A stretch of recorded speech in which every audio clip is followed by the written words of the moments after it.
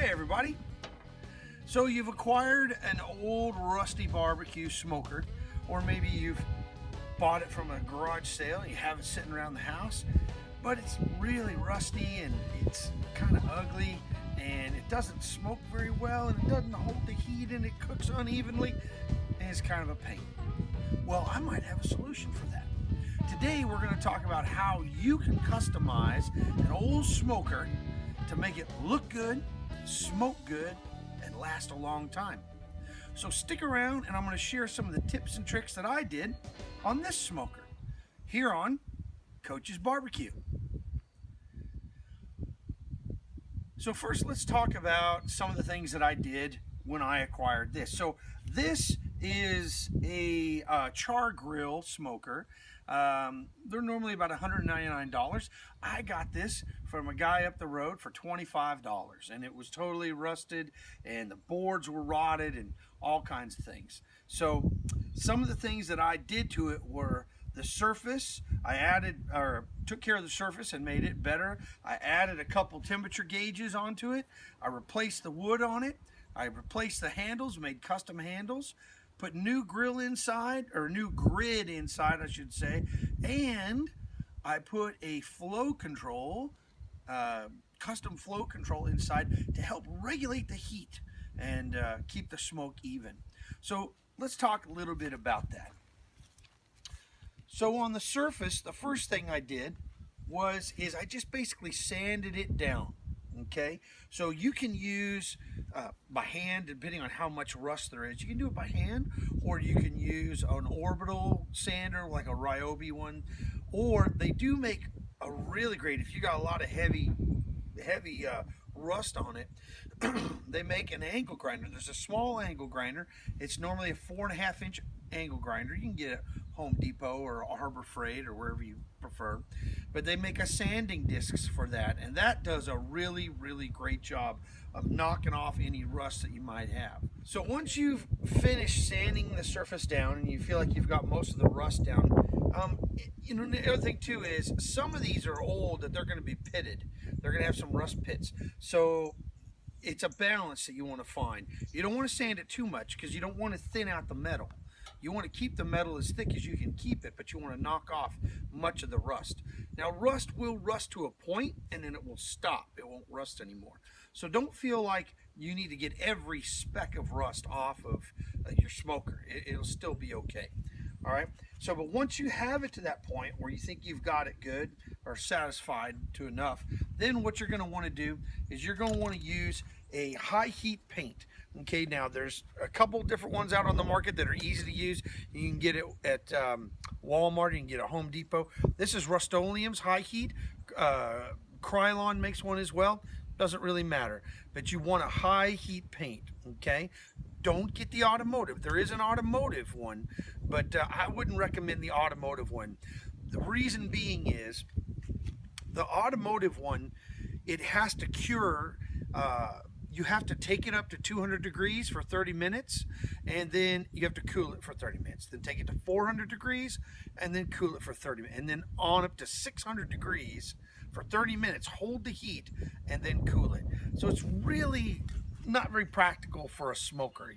This is going to be just fine. So just make sure you don't get the auto paint. It can stand higher heat, but we're not really going that high with a smoker, okay? So you spray that on the surface. Now, one thing I want to show you on the surface here, I had this completely rust-free, great. I probably had 6-7 coats of paint on this, but you might be able to notice that there's still a little bit of rusting coming out.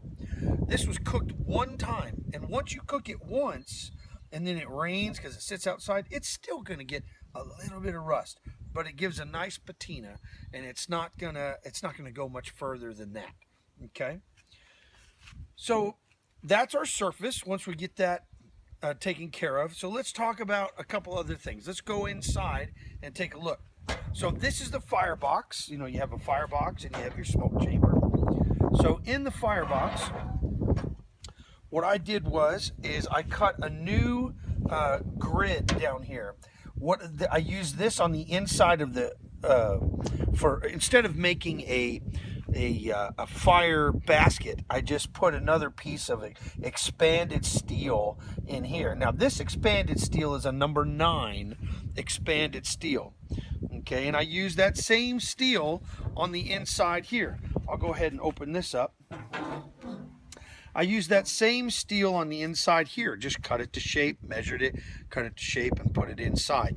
Now, the one thing I want to note to you on the expanded steel here is this is a flat expanded steel, okay, which means that they roll it again.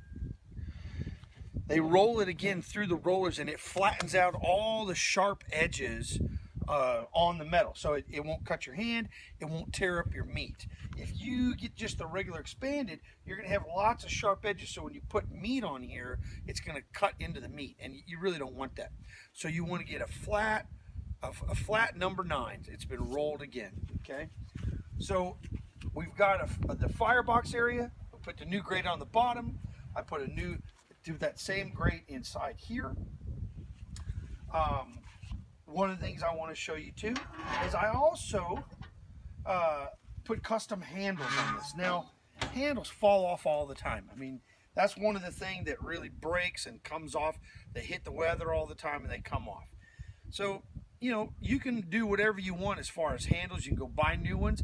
What I did is you can probably tell, I got tons of trees around here and lots of cedars around here. So what I did was I just found some cedar branches that I thought were appropriate size, and I shaved them off and just basically mounted them here. Now, once I mounted them, sanded off the edges, rounded them out, and shaved them to the way you think they look nice. I also replaced this piece of cedar here. This was just regular pine. I put a nice thick piece of cedar that I had on here, planking that works really well. Put that on there, any kind of wood that you want. But what I would recommend is once you're done, you want to seal that with linseed oil. Now this is a boiled linseed oil. It's pretty inexpensive. Once again, all these things you can get at Home Depot. That's where I got them. If you take that and just take a rag and take that rag and just rub it in really good, it's going to weatherize this and seal it. And doesn't really matter for the handles, but possibly for this as well. It's food safe, so it's not going to hurt you to put that. So once again, linseed oil, put it on the wood, takes care of it. You know, you can also put it on metal too if you wanted to, but we don't really have an application for that. The other thing I did on the outside before we go inside is I put new gauges on it. This didn't have a gauge, and even when it does come with a gauge, that gauge is normally placed right here. I don't know if you can see this little button right here. This is a button that covers up the hole that they drilled for. It's an option you can get to put a gauge there. Well, the problem with that is your meat is not up here. Your meat doesn't live up here. Your meat is on the grid that's down at the bottom. So it's important that you get your temperature gauges at the level that the meat is, not at the top. You're going to get false readings. It's going to read it a lot hotter up here than it is down there. And believe me, the temperature shifts that you can get just in a matter of inches is amazing. You can get sometimes a 20 to 30 degree shift just from here to here. So it's important to keep your gauges as close to where the meat is going to be as you possibly can. So once I put those gauges on, well, let me back up. The way you put those gauges on is I drilled through them. These gauges happen to have it's a 3/4 inch fitting that goes on there. So I had to get a 3/4 inch drill bit, $22 drill bit. So you get a high-speed metal drill bit. Don't use a wood; it won't work on it. They're expensive. They're expensive. But anyway, I drilled these 2 holes, threaded it through, screwed it down. But you might notice some coloration on those. You might see some coloration on those gauges. Well, what that is, that coloration is a sealant that we put in here and that is a gasket maker. Let me show you what that is. So this is what we use for that. This is a red RTV gasket maker. I don't remember how much this cost. I think it was like $3 or $4. Once again, I got it at Home Depot. It was not a problem. You put it on here, you let it cure 24 hours, and it tightens. You screw it down and tighten it up. That seals any holes. What's great about this gasket maker, if you are getting a lot of leaks, like from your lid area or the smoke box area, you can put a bead of this along the edge and it will help seal that up. If you have any holes, exterior holes or anything, you can put some of that on there and it'll help seal that. And it's rated to handle that heat because it's, you know, it's a high temp gasket maker. So pick some of that up, and that seals up really well. So let's talk about the special part, the customized that I did on the inside. Come on in, let me show you. So first of all, what I want to talk about is the smoke chamber. So mostly these smokers, the exiting exhaust is at the top of the smoker, and we talked about that earlier. The problem with that is when your smoke exits and enters into the smoke chamber, when it exits the firebox and comes into the smoke chamber, it's going to go to the top.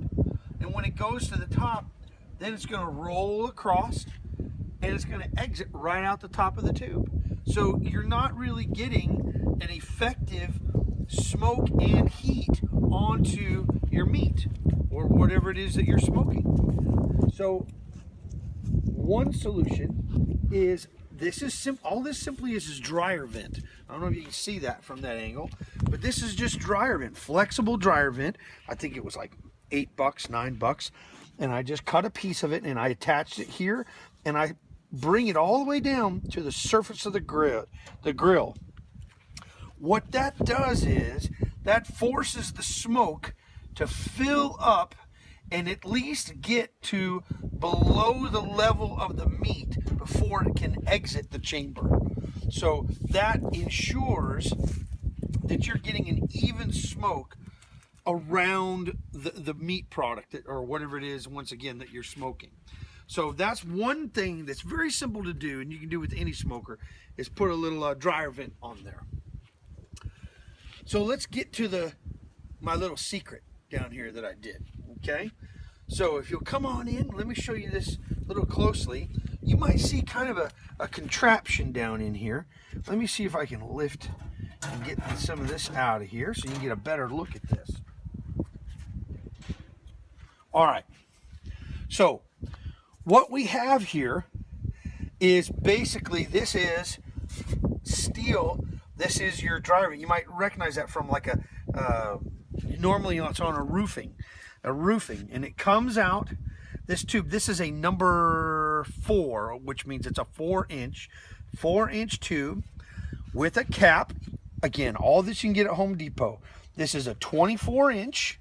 I bought a 24-inch, 4-inch diameter tube with a 4-inch cap, and then I bought a 4-inch.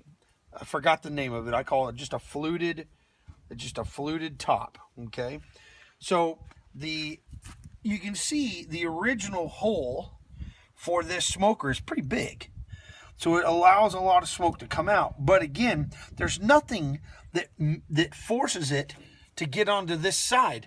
So again, all your smoke comes here and then rolls over. So this consequently is a very, very hot area, and this can be a cold area. So what I do is I've installed, come around this side, let me show you. I've installed that kind of fluted side in through here with this flashing. I had to custom cut it and put it in there, okay?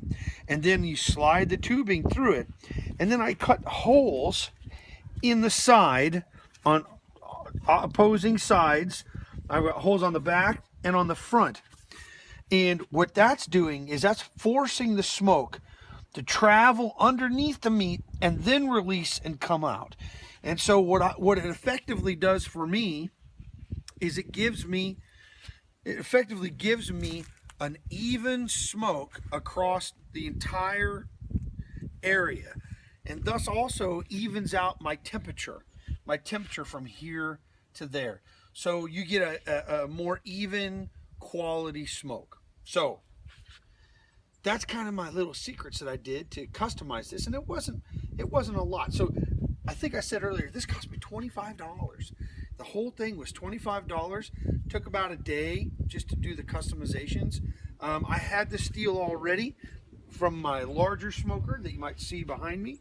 So I had some scrap left over, $8 or $9 total. If I run it all up with the gauges, are probably the most expensive thing. Everything here was probably $60, $70 for everything. So with a little elbow work and a little bit of dollars, not a whole lot, you can really customize your smoker and make it look really good and really improve the quality of the smoking that you can do. So thanks again for coming and watching this video. I really appreciate that a lot. Hopefully it encourages you and gives you some great ideas how you can customize your smoker. I want to remind you, please, if you can, give me a like if you like the video. If you don't, then don't like it. Also, if you have any comments or if you have a question, please leave it down below. I'll be sure to try to answer it as best I can. A lot of times people ask me questions because I forget certain details, and you know, I'll answer the question as best as I can. But I want to encourage you, most of all, get out there and do it yourself. Get out there and just try it and have fun with it. It's great to build things with your own hands, and then to cook food that you made and share it with your friends and share it with your family. That's a great feeling. So once again, I appreciate it very much. You guys have a great day, and remember, keep smoking that sweet meat.